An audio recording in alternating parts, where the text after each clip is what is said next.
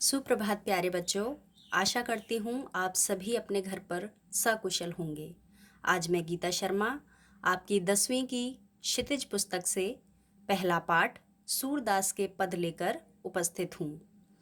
प्यारे बच्चों, पाठ शुरू करने से पहले आइए जानते हैं कवि सूरदास का संक्षिप्त परिचय। कवि सूरदास भक्तिकालीन कवि हैं।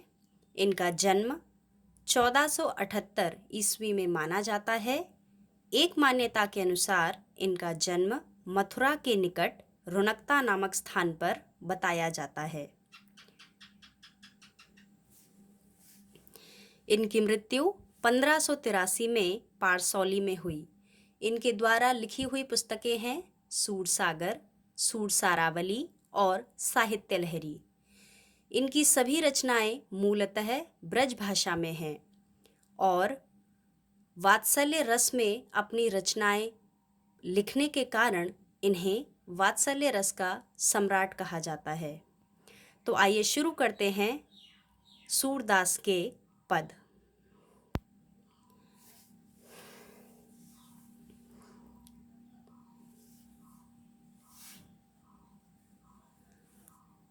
ऊध हो तुम हो अति बड़ भागी, अपरस रहत स्नेह तगाते, नाहिन मन अनुरागी।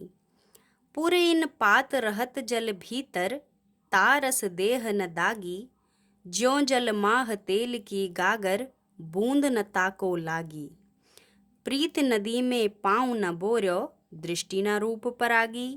सूरदास अबला हम बोरी, भोरी गुर चाटी ज्यों पागी। प्रस्तुत पद का अर्थ है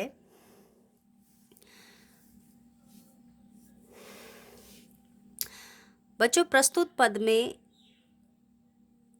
उद्धव श्री कृष्ण का संदेशा मथुरा से गोपियों के पास लाए हैं और उद्धव की बात सुनकर गोपियां अपने मन की व्यथा जो उद्धव से कहती हैं उसका वर्णन इस पद में कवि सूरदास ने किया है। पहली पंक्ति का अर्थ देखिए। ऊधो तुम हो अति बड़ भागी। गोपियां उद्धव से कहती हैं कि हे उद्धव, तुम बहुत ही भाग्यशाली हो।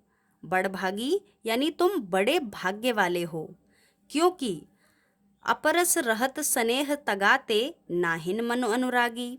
यानी श्री कृष्ण के साथ रहते हुए भी तुम स्नेह के धागे से, तगा यानी धागा, स्नेह यानी प्रेम, अपरस यानी अछूते, कि तुम श्री कृष्ण के साथ रहते हुए भी प्रेम के धागे से नहीं बंधे हो और ना ही तुम्हारे मन में उनके लिए प्रेम है। जिस प्रकार पुरैन पात रहत जल भीतर, तारस देह न तागी। जिस प्रकार कमल के पत्ते, पुरैनी यानी कमल, पात यानी पत्ते, जिस प्रकार कमल के पत्ते जल के भीतर यानी पानी के अंदर तो रहते हैं, लेकिन उनके शरीर पर कोई भी दाग या धब्बा पानी का नहीं लगता।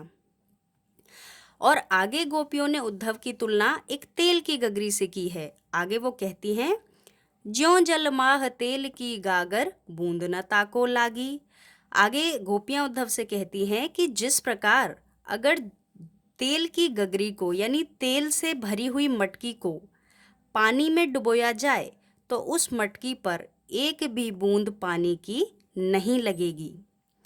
प्रीत नदी में पाँव न बोर्यो, दृष्टि न रूप परागी। और आगे गोपियां उद्धव को ताना मारते हुए कहती हैं कि प्रेम रूपी जो नदी है उसमें नहाना तो दूर, आपने उसमें पैर तक नहीं डुबोया है। दृष्टि न रूप परागी, और आपकी दृष्टि में, आपके नेत्रों में किसी के लिए भी प्रेम दिखाई नहीं देता, आपकी आंखों में प्रेम नहीं है। आगे गोपियां कहती हैं, सूरदास अबला हम भोरी, गुर चाटी ज्यों पागी। गोपियां कहती हैं, सूरदास गोपियों के माध्यम से कहते हैं कि हम तो अबला हैं यानी बल से हीन हैं और भोली भाली हैं। और गोपियां अपने आप को कैसी बता रही हैं? गोपियां कहती हैं कि हम श्री कृष्ण के प्रेम में इस प्रकार पड़े हुए हैं जैसे चींटियां गुड़ में लगी रहती हैं। इस लाइन का अर्थ फिर से समझ लीजिए।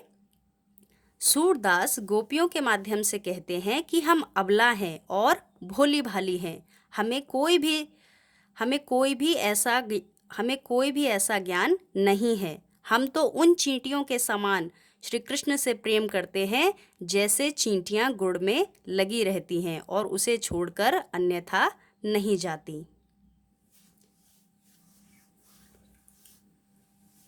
तो बच्चों, इसके साथ पहला पद समाप्त हुआ। अब हम दूसरा पद शुरू करते हैं। मन की मन ही मांझ रही, कहिए जाए कौन पे ऊधो, नाही परत कही। अवधि आधार आस आवन की, तन मन बिथा सही। अब इन जोग संदेशन सुन सुन, बिरहन बिरह दही। चाहत हुती गुहार जिलहिते, उतते धार बही। सूरदास अब धीर धरई क्यों, मर जादा न लही। पहली पंक्ति का अर्थ जानिए।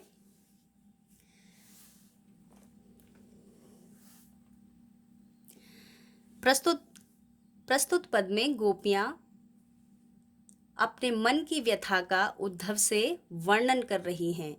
वे कहती हैं कि अपने मन का दर्द व्यक्त करना तो चाहती हैं, लेकिन किसी के सामने कह नहीं पाती, बल्कि उसे मन में ही दबाने की कोशिश करती हैं।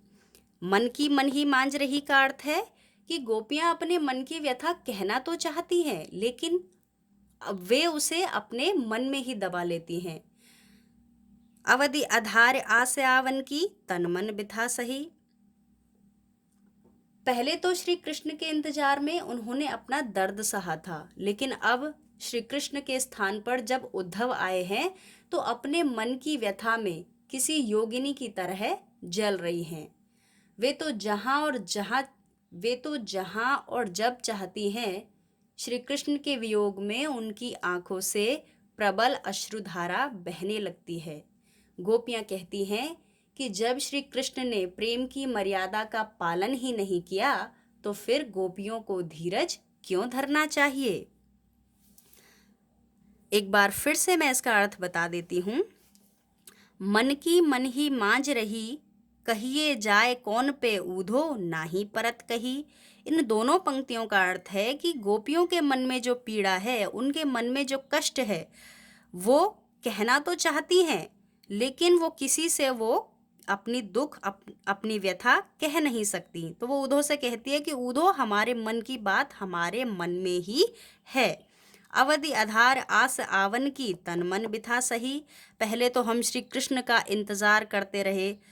अवधि यानी समय, आधार आस आवन की, हमने सोचा कि अब इस समय श्री कृष्ण आएंगे, और उनके आने की आस में, उनके आने के इंतजार की आशा में तन मन बिथा सही, हमारे तन और मन दोनों ही कष्ट सहते रहे। बिथा यानी व्यथा, दुख। अब इन जोग संदेशनि सुन सुन, बिरहन बिरह दही। और अब आपके इन योग संदेशों को सुन सुनकर हमारे हृदय में वियोग की जो अग्नि है और भी ज्यादा जल उठी है। चाहत हुती गुहार जितैते, उतते धार बही। और वे तो जहां जब चाहती हैं, श्री कृष्ण के वियोग में उनकी आंखों से प्रबल अश्रुधारा बहने लगती है। प्रबल यानी जो बंद ना हो, निरंतर आंसू बहते रहते हैं। फिर गोपियां अंतिम पंक्ति में कहती हैं कि सूरदास अब धीर धरई क्यों, मर जादा न लही। अंतिम पंक्ति में गोपियां कहती हैं कि हे उद्धव, जब श्री कृष्ण ने ही प्रेम की मर्यादा का पालन नहीं किया, तो फिर हम ही क्यों धीर धारण करें, हम ही क्यों अपने मन में धैर्य रखें। धन्यवाद।